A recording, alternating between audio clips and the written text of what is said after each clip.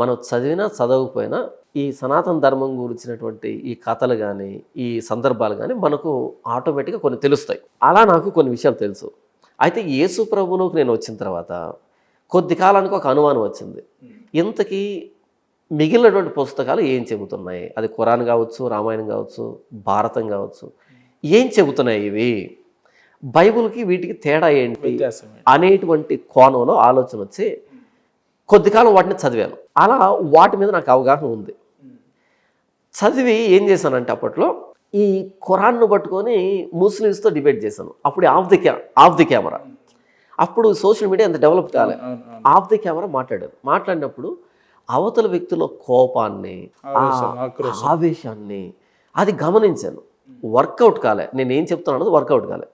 ఎందుకంటే నేను చెప్పాలనుకున్నది వాళ్ళకి రీచ్ కాకపోగా తిరిగి వాళ్ళు కోపాన్ని ప్రదర్శించడం, డిఫెండ్ చేసుకోవడం గమనించాను.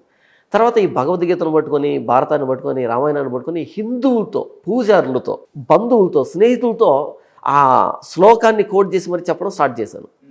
సేమ్ అలాంటి దాన్నే ఫేస్ చేశాను. నాకు అనిపించింది ఏంటంటే వాళ్ళకి నేను చెప్పాలనుకున్న విషయం తెలియకపోగా